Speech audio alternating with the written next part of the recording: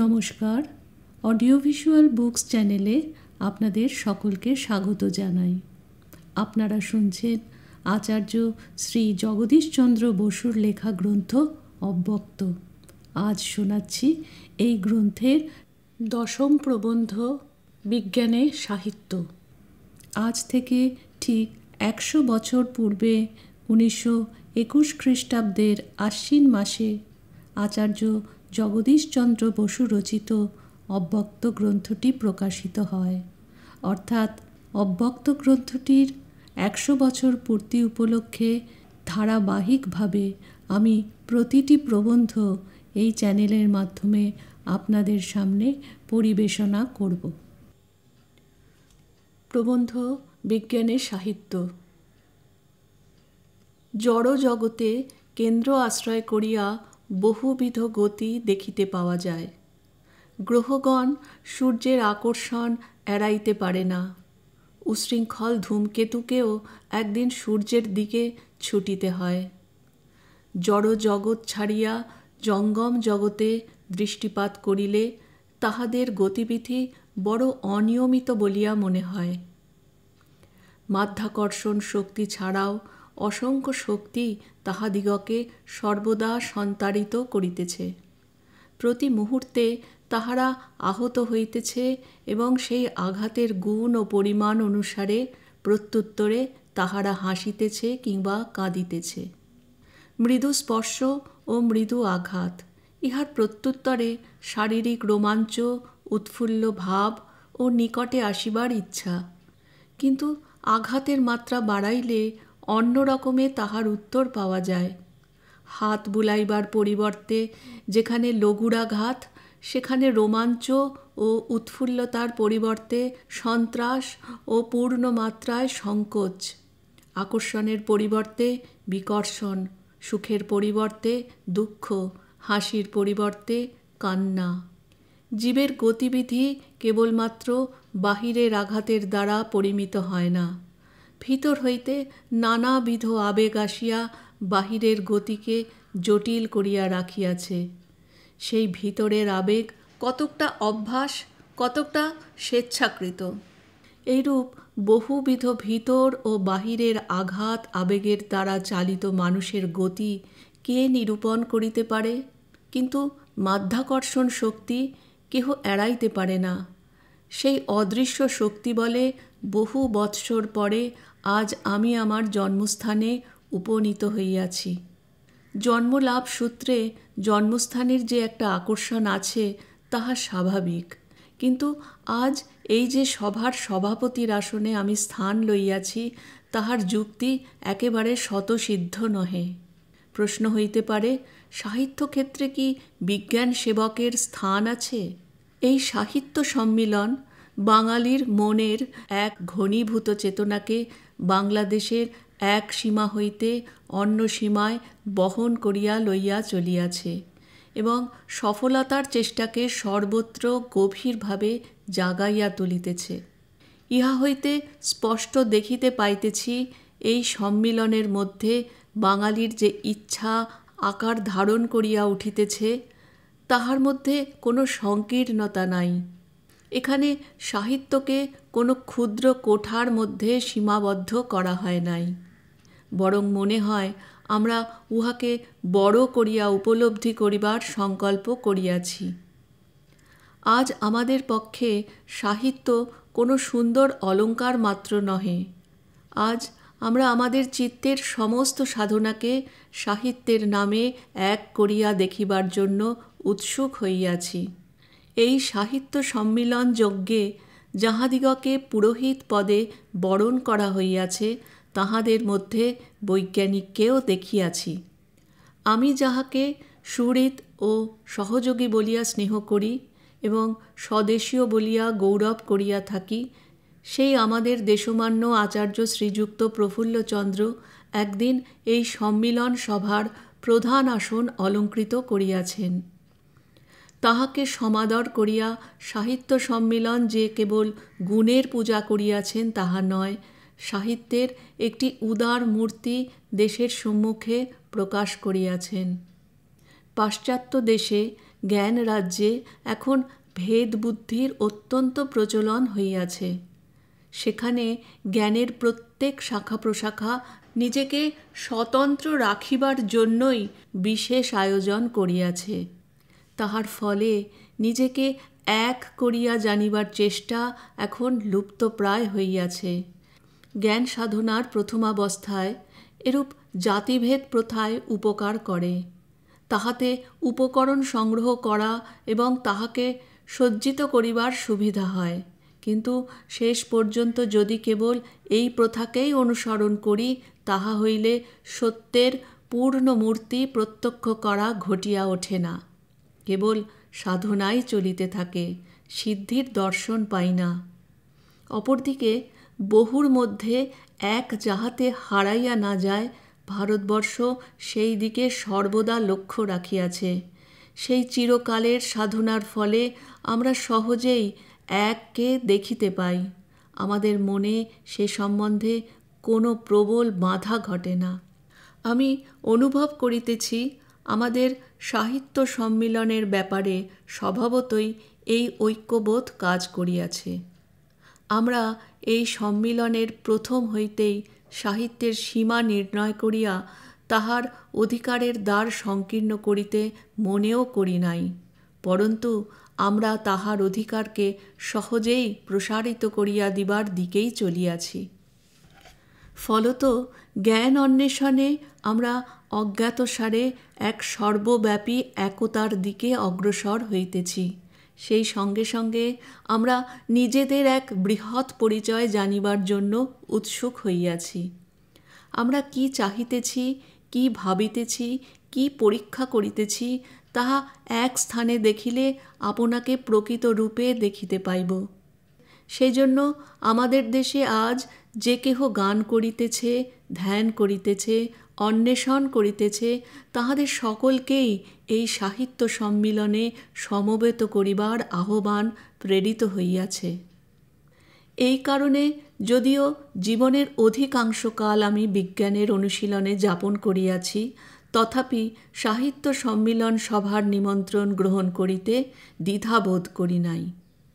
কারণ আমি যাহা খুঁজিয়াছি, দেখিয়াছি, লাভ করিয়াছি, তাহাকে দেশের অন্যান্য নানা লাভের সঙ্গে সাজাইয়া ধরিবার অপেক্ষা আর কি সুখ হইতে পারে। আর এই সুযোগে আজ আমাদের দেশের সমস্ত সত্য সাধকদের সহিত এক সভায় মিলিত হইবার অধিকার যদি লাভ করিয়া থাকি, তবে তাহা অপেক্ষা আনন্দ আমার আর কি হইতে পারে। কবিতা ও বিজ্ঞান। কবি এই বিশ্বজগতে তাহার হৃদয়ে দৃষ্টি দিয়া একটি অপরূপকে দেখিতে পান। তাহাকেই তিনি রূপের মধ্যে প্রকাশ করিতে চেষ্টা করেন। অন্যের দেখা যেখানে ফুরাইয়া যায়, সেখানেও তাহার ভাবের দৃষ্টি অবরুদ্ধ হয় না। সেই অপরূপ দেশের বার্তা তাহার কাব্যের ছন্দে ছন্দে নানা আভাসে বাজিয়া উঠিতে থাকে।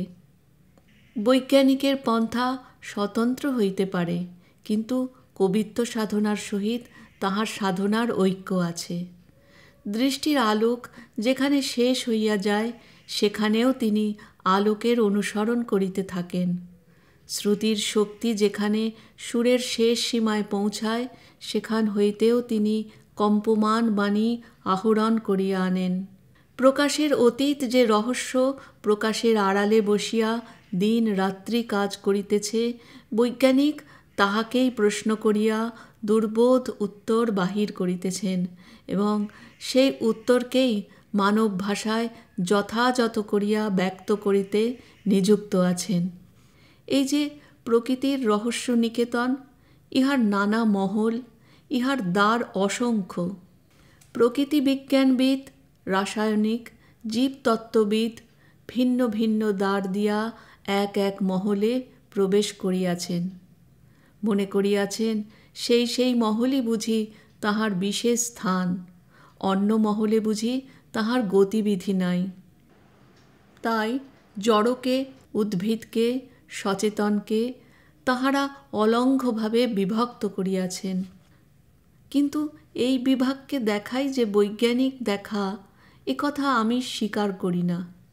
কক্ষে কক্ষে সুবিধার জন্য যত দেওয়াল তোলাই যাক না, সকল মহলেরই এক অধিষ্ঠাতা। সকল বিজ্ঞানী পরিশেষে এই সত্যকে আবিষ্কার করিবে বলিয়া ভিন্ন ভিন্ন পথ দিয়া যাত্রা করিয়াছে। সকল পথই যেখানে একত্র মিলিয়াছে সেখানেই পূর্ণ সত্য। সত্য খণ্ড খণ্ড হইয়া আপনার মধ্যে অসংখ্য বিরোধ ঘটাইয়া অবস্থিত নহে। সেই জন্য প্রতিদিনই দেখিতে পাই জীবতত্ত্ব, রসায়নতত্ত্ব, প্রকৃতিতত্ত্ব আপন আপন সীমা হারাইয়া ফেলিতেছে। বৈজ্ঞানিক ও কবি উভয়েরই অনুভূতি অনির্বচনীয় একের সন্ধানে বাহির হইয়াছে। প্রভেদেই কবি পথের কথা ভাবেন না, বৈজ্ঞানিক পথটাকে উপেক্ষা করেন না। কবিকে সর্বদা আত্মহারা হইতে হয়, আত্মসংবরণ করা তাহার পক্ষে অসাধ্য। কিন্তু কবির কবিত্ব নিজের আবেগের মধ্য হইতে তো প্রমাণ বাহির করিতে পারে না, সেই জন্য তাহাকে উপমার ভাষা ব্যবহার করিতে হয়। সকল কথায় তাহাকে যেন যোগ করিয়া দিতে হয়। বৈজ্ঞানিককে যে পথ অনুসরণ করিতে হয় তাহা একান্ত বন্ধুর, এবং পর্যবেক্ষণ ও পরীক্ষণের কঠোর পথে তাহাকে সর্বদা আত্মসংবরণ করিয়া চলিতে হয়। সর্বদা তাহার ভাবনা পাছে নিজের মন নিজেকে ফাঁকি দেয়, এজন্য পদে পদে মনের কথাটা বাহিরের সঙ্গে মিলাইয়া চলিতে হয়। দুই দিক হইতে যেখানে না মেলে সেখানে তিনি একদিকের কথা কোনো মতেই গ্রহণ করিতে পারেন না। ইহার পুরস্কার এই যে তিনি যেটুকু পান তাহার চেয়ে কিছুমাত্র বেশি দাবি করিতে পারেন না বটে, কিন্তু সেটুকু তিনি নিশ্চিত রূপেই পান, এবং ভাবি পাওয়ার সম্ভাবনাকে তিনি কখনো কোনো অংশে দুর্বল করিয়া রাখেন না। কিন্তু এমন যে কঠিন নিশ্চিতের পথ, এই পথ দিয়াও বৈজ্ঞানিক সেই অপরিসীম রহস্যের অভিমুখেই চলিয়াছেন। এমন বিস্ময়ের রাজ্যের মধ্যে গিয়া উত্তীর্ণ হইতেছেন যেখানে অদৃশ্য আলোকরশ্মির পথের সম্মুখে স্থূল পদার্থের বাধা একেবারেই শূন্য হইয়া যাইতেছে, এবং যেখানে বস্তু ও শক্তি এক হইয়া দাঁড়াইতেছে। এইরূপ হঠাৎ চক্ষুর আবরণ অপসারিত হইয়া এক অচিন্তনীয় রাজ্যের দৃশ্য যখন বৈজ্ঞানিককে অভিভূত করে, তখন মুহূর্তের জন্য তিনিও আপনার স্বাভাবিক আত্মসংবরণ করিতে বিস্মৃত হন এবং বলিয়া ওঠেন, যেন নহে এই সেই অদৃশ্য আলোক। কবিতা ও বিজ্ঞানের কি ঘনিষ্ঠ সম্বন্ধ তাহার উদাহরণস্বরূপ আপনাদিগকে এক অত্যাশ্চর্য অদৃশ্য জগতে প্রবেশ করিতে আহ্বান করিব। সেই অসীম রহস্যপূর্ণ জগতের এক ক্ষুদ্র কোণে আমি যাহা কতক স্পষ্ট কতক অস্পষ্টভাবে উপলব্ধি করিয়াছি, কেবলমাত্র তাহার সম্বন্ধেই দুই একটি কথা বলিব। কবির চক্ষু এই বহু রঙে রঞ্জিত আলোক সমুদ্র দেখিয়াও অতৃপ্ত রহিয়াছে। এই 7টি রং তাহার চক্ষুর তৃষা মিটাইতে পারে নাই। তবে কি এই দৃশ্য আলোকের সীমা পার হইয়াও অসীম আলোকপুঞ্জ প্রসারিত রহিয়াছে? এইরূপ অচিন্তনীয় অদৃশ্য আলোকের রহস্য যে আছে, তাহার পথ জার্মানির অধ্যাপক হার্জ প্রথম দেখাইয়া দেন। তড়িৎ উর্মি সঞ্জাত সেই অদৃশ্য আলোকের প্রকৃতি সম্বন্ধে কতকগুলি তত্ত্ব প্রেসিডেন্সি কলেজের পরীক্ষাগারে আলোচিত হইয়াছে। সময় থাকিলে দেখাইতে পারিতাম কিরূপে অস্বচ্ছ বস্তুর আভ্যন্তরিক আণবিক সন্নিবেশ এই অদৃশ্য আলোকের দ্বারা ধরা যাইতে পারে। আপনারা আরও দেখিতেন বস্তুর স্বচ্ছতা ও অস্বচ্ছতা সম্বন্ধে অনেক ধারণাই ভুল। যাহা অস্বচ্ছ মনে করি তাহার ভিতর দিয়া আলো অবাধে যাইতেছে। আবার এমন অদ্ভুত বস্তুও আছে যাহা একদিক ধরিয়া দেখিলে স্বচ্ছ, অন্য দিক ধরিয়া দেখিলে অস্বচ্ছ। আরও দেখিতে পাইতেন যে দৃশ্য আলোক যেরূপ বহুমূল্য কাঁচ বর্তুল দ্বারা দূরে অক্ষীণভাবে প্রেরণ করা যাইতে পারে, সেইরূপ মৃৎ বর্তুল সাহায্যে অদৃশ্য আলোকপুঞ্জও বহু দূরে প্রেরিত হয়। ফলত দৃশ্য আলোক সংহত করিবার জন্য হীরকখণ্ডের যেরূপ ক্ষমতা, অদৃশ্য আলোক সংহত করিবার জন্য মৃৎপিণ্ডের ক্ষমতা তাহা অপেক্ষাও অধিক। আকাশসঙ্গীতের অসংখ্য সুরসপ্তকের মধ্যে একটি সপ্তক মাত্র আমাদের দর্শনেন্দ্রিয়কে উত্তেজিত করে। সেই ক্ষুদ্র গণ্ডিটি আমাদের দৃশ্যরাজ্য। অসীম জ্যোতিরাশির মধ্যে আমরা অন্ধবৎ ঘুরিতেছি। অসহ্য এই মানুষের অপূর্ণতা, কিন্তু তাহা সত্ত্বেও মানুষের মন একেবারে ভাঙিয়া যায় নাই। সে অদম্য উৎসাহে নিজের অপূর্ণতার ভেলায় অজানা সমুদ্র পার হইয়া নতুন দেশের সন্ধানে ছুটিয়াছে। বৃক্ষ জীবনের ইতিহাস। দৃশ্য আলোকের বাহিরে অদৃশ্য আলোক আছে। তাহাকে খুঁজিয়া বাহির করিলে আমাদের দৃষ্টি যেমন অনন্তের মধ্যে প্রসারিত হয়, তেমনি চেতন রাজ্যের বাহিরে যে বাক্যহীন বেদনা আছে, তাহাকে বোধগম্য করিলে আমাদের অনুভূতি আপনার ক্ষেত্রকে বিস্তৃত করিয়া দেখিতে পায়। সেই জন্য রুদ্রজ্যোতির রহস্যালোক হইতে এখন শ্যামল উদ্ভিদ রাজ্যের গভীরতম নিবিড়তার মধ্যে আপনাদিগকে আহ্বান করিব। প্রতিদিন এই যে অতি বৃহৎ উদ্ভিদ জগৎ আমাদের চক্ষুর সম্মুখে প্রসারিত, ইহাদের জীবনের সহিত কি আমাদের জীবনের কোনো সম্বন্ধ আছে? উদ্ভিদ তত্ত্ব সম্বন্ধে অগ্রগণ্য পণ্ডিতেরা ইহাদের সঙ্গে কোনো আত্মীয়তা স্বীকার করিতে চান না। বিখ্যাত বার্ডন স্যান্ডারসন বলেন যে, কেবল 2-4 প্রকারের গাছ ছাড়া সাধারণ বৃক্ষ বাহিরের আঘাতে দৃশ্যভাবে কিংবা বৈদ্যুতিক চাঞ্চল্যের দ্বারা সাড়া দেয় না। আর লাজুক জাতীয় গাছ যদিও বৈদ্যুতিক সাড়া দেয়, তবু সেই সাড়া জন্তুর সাড়া হইতে সম্পূর্ণ বিভিন্ন।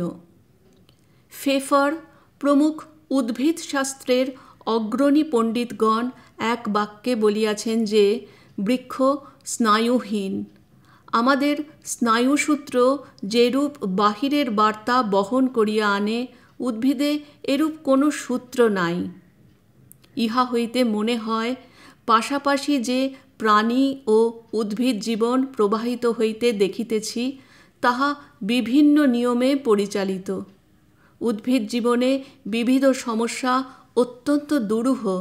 সেই দুরূহতা ভেদ করিবার জন্য অতি সূক্ষ্মদর্শী কোনো কল এ পর্যন্ত আবিষ্কৃত হয় নাই। প্রধানত এজন্যই প্রত্যক্ষ পরীক্ষার পরিবর্তে অনেক স্থলে মন গড়া মতের আশ্রয় লইতে হইতেছে। কিন্তু প্রকৃত তত্ত্ব জানিতে হইলে আমাদিগকে মতবাদ ছাড়িয়া পরীক্ষার প্রত্যক্ষ ফল পাইবার চেষ্টা করিতে হইবে। নিজের কল্পনাকে ছাড়িয়া বৃক্ষকেই প্রশ্ন জিজ্ঞাসা করিতে হইবে এবং কেবলমাত্র বৃক্ষের স্বহস্তলিখিত বিবরণী সাক্ষ্যরূপে গ্রহণ করিতে হইবে। বৃক্ষের দৈনন্দিন ইতিহাস। বৃক্ষের আভ্যন্তরিক পরিবর্তন আমরা কি করিয়া জানিব? যদি কোনো অবস্থা গুণে বৃক্ষ উত্তেজিত হয় বা অন্য কোনো কারণে বৃক্ষের অবসাদ উপস্থিত হয়, তবে এইসব ভিতরের অদৃশ্য পরিবর্তন আমরা বাহির হইতে কি করিয়া বুঝিব? তাহার একমাত্র উপায় সকল প্রকার আঘাতে গাছ যে সাড়া দেয়, কোনো প্রকারে তাহা ধরিতে ও মাপিতে পারা। জীব যখন কোনো বাহিরের শক্তি দ্বারা আহত হয়, তখন সে নানা রূপে তাহার সাড়া দিয়া থাকে। যদি কণ্ঠ থাকে তবে চিৎকার করিয়া, যদি মুখ হয় তবে হাত পা নাড়িয়া, বাহিরের ধাক্কা কিংবা নাড়ার উত্তরে সাড়া। নাড়ার পরিমাণ অনুসারে সাড়ার পরিমাণ মিলাইয়া দেখিলে আমরা জীবনের পরিমাণ মাপিয়া লইতে পারি। উত্তেজিত অবস্থায় অল্প নাড়ায় প্রকাণ্ড সাড়া পাওয়া যায়। অবসন্ন অবস্থায় অধিক নাড়ায় ক্ষীণ সাড়া, আর যখন মৃত্যু আসিয়া জীবকে পরাভূত করে তখন হঠাৎ সর্বপ্রকারের সাড়ার অবসান হয়। সুতরাং বৃক্ষের আভ্যন্তরিক অবস্থা ধরা যাইতে পারিত যদি বৃক্ষকে দিয়া তাহার সাড়াগুলি কোনো প্ররোচনায় কাগজ কলমে লিপিবদ্ধ করাইয়া লইতে পারিতাম।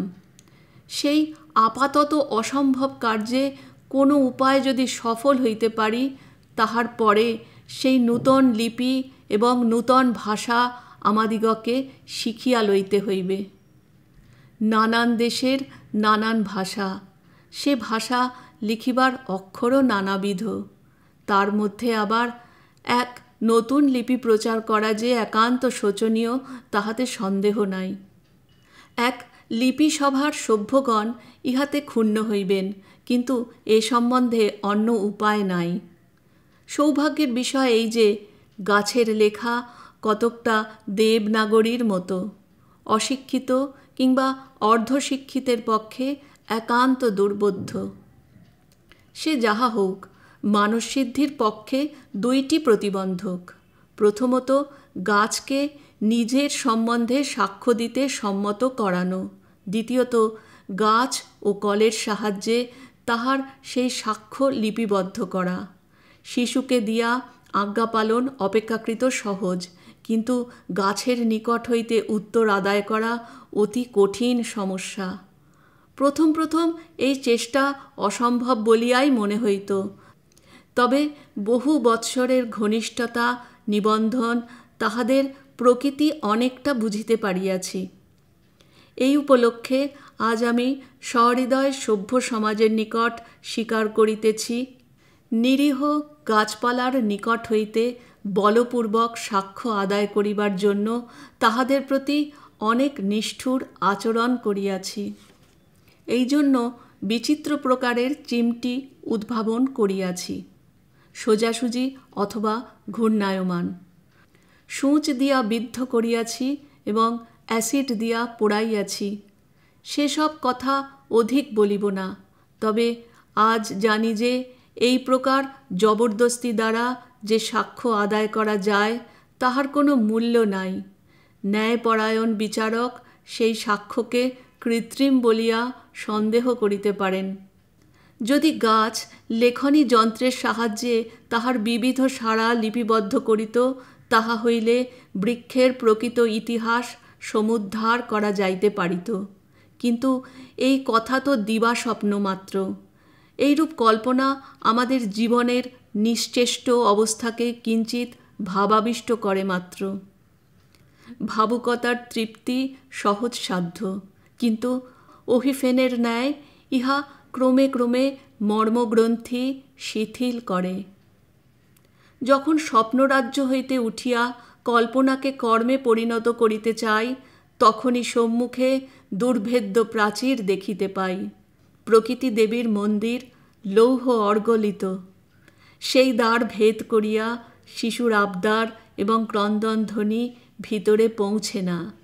কিন্তু যখন বহুকালের একাগ্রতা সঞ্চিত শক্তিবলে রুদ্ধ দ্বার ভাঙিয়া যায়, তখনই প্রকৃতি দেবী সাধকের নিকট আবির্ভূত হন। ভারতে অনুসন্ধানের বাধা। সর্বদা শুনিতে পাওয়া যায় যে আমাদের দেশে যথোচিত উপকরণ বিশিষ্ট পরীক্ষাগারের অভাবে অনুসন্ধান অসম্ভব। একথা যদিও অনেক পরিমাণে সত্য, কিন্তু ইহা সম্পূর্ণ সত্য নহে। যদি ইহাই সত্য হইত, তাহা হইলে অন্য দেশে, যেখানে পরীক্ষাগার নির্মাণে কোটি মুদ্রা ব্যয়িত হইয়াছে, সে স্থান হইতে প্রতিদিন নূতন তত্ত্ব আবিষ্কৃত হইত। কিন্তু সেরূপ সংবাদ শোনা যাইতেছে না। আমাদের অনেক অসুবিধা আছে, অনেক প্রতিবন্ধক আছে সত্য, কিন্তু পরের ঐশ্বর্যে আমাদের ঈর্ষা করিয়া কি লাভ? অবসাদ ঘুচাও, দুর্বলতা পরিত্যাগ করো। মনে করো আমরা যে অবস্থাতে পড়ি না কেন, সেই আমাদের প্রকৃষ্ট অবস্থা। ভারতই আমাদের কর্মভূমি, এখানেই আমাদের কর্তব্য সমাধা করিতে হইবে। যে পৌরুষ হারাইয়াছে সেই বৃথা পরিতাপ করে। পরীক্ষা সাধনে পরীক্ষাগারের অভাব ব্যতীত আরও বিঘ্ন আছে। আমরা অনেক সময় ভুলিয়া যাই যে প্রকৃত পরীক্ষাগার আমাদের অন্তরে। সেই অন্তরতম দেশেই অনেক পরীক্ষা পরীক্ষিত হইতেছে। অন্তর্দৃষ্টিকে উজ্জ্বল রাখিতে সাধনার প্রয়োজন হয়, তাহা অল্পেই ম্লান হইয়া যায়। নিরাসক্ত একাগ্রতা যেখানে নাই, সেখানে বাহিরের আয়োজনও কোনো কাজে লাগে না। কেবলই বাহিরের দিকে যাহাদের মন ছুটিয়া যায়, সত্যকে লাভ করার চেয়ে 10 জনের কাছে প্রতিষ্ঠা লাভের জন্য যাহারা লালায়িত হইয়া ওঠে, তাহারা সত্যের দর্শন পায় না। সত্যের প্রতি যাহাদের পরিপূর্ণ শ্রদ্ধা নাই, ধৈর্যের সহিত তাহারা সমস্ত দুঃখ বহন করিতে পারে না। দ্রুত বেগে খ্যাতি লাভ করিবার লালসায় তাহারা লক্ষ্যভ্রষ্ট হইয়া যায়। এইরূপ চঞ্চলতা যাহাদের আছে, সিদ্ধির পথ তাহাদের জন্য নহে। কিন্তু সত্যকে যাহারা যথার্থ চায়, উপকরণের অভাব তাহাদের পক্ষে প্রধান অভাব নহে। কারণ দেবী সরস্বতীর যে নির্মল শ্বেত পদ্ম, তাহা সোনার পদ্ম নহে, তাহা হৃদয় পদ্ম। গাছের লেখা। বৃক্ষের বিবিধ সাড়া লিপিবদ্ধ করিবার বিবিধ সূক্ষ্ম যন্ত্র নির্মাণের আবশ্যকতার কথা বলিতেছিলাম। 10 বৎসর আগে যাহা কল্পনা মাত্র ছিল, তাহা এই কয়েক বৎসরের চেষ্টার পর কার্যে পরিণত হইয়াছে।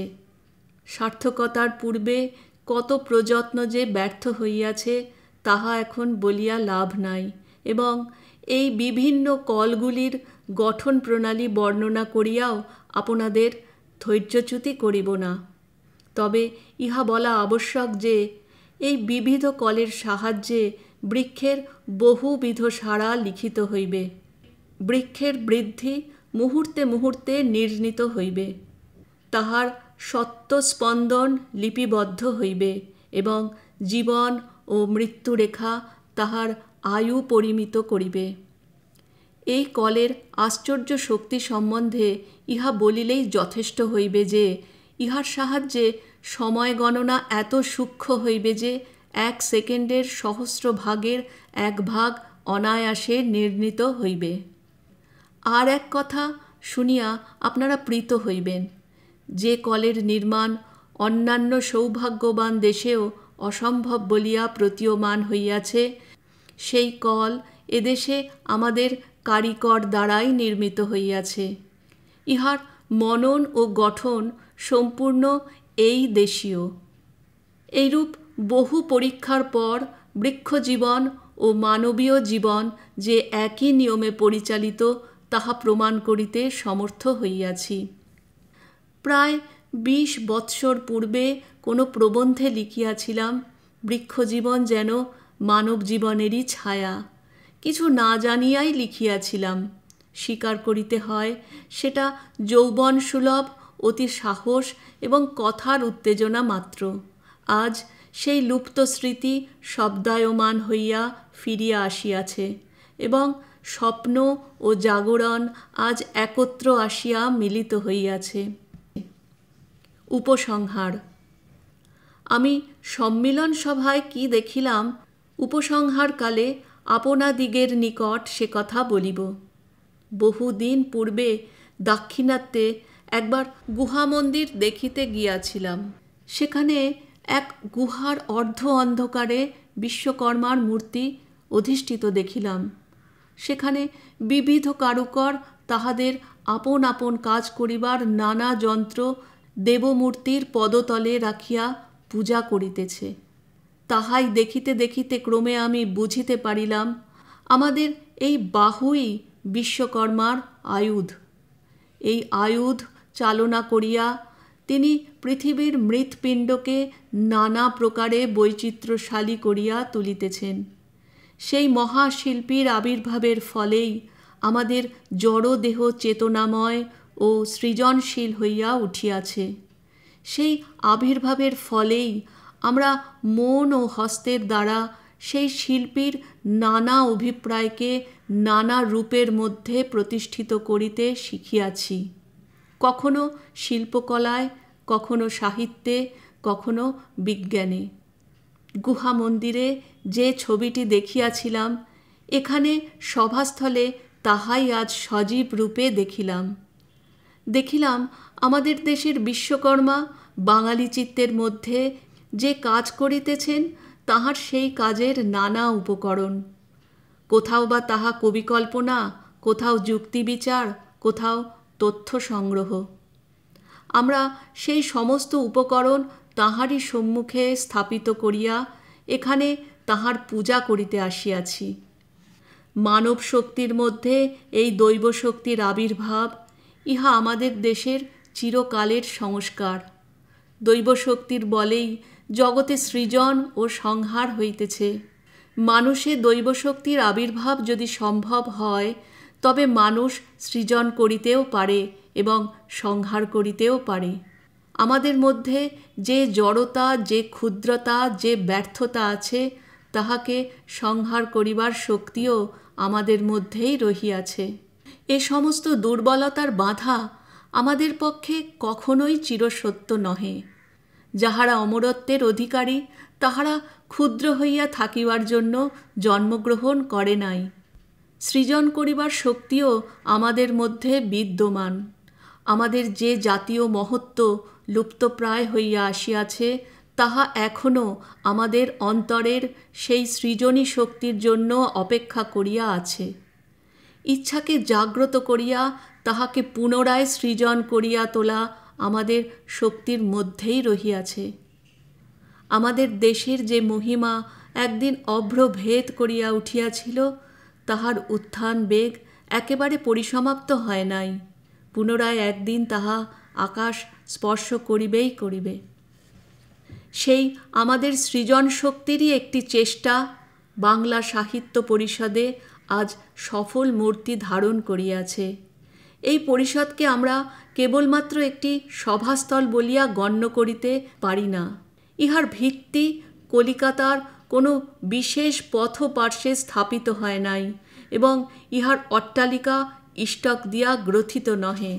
আন্তর্দৃষ্টিতে দেখিলে দেখিতে পাইব সাহিত্য পরিষদ সাধকদের সম্মুখে দেব মন্দির রূপেই বিরাজমান। ইহার ভিত্তি সমস্ত বাংলাদেশের মর্মস্থলে স্থাপিত এবং ইহার অট্টালিকা আমাদের জীবন স্তর দিয়া রচিত হইতেছে।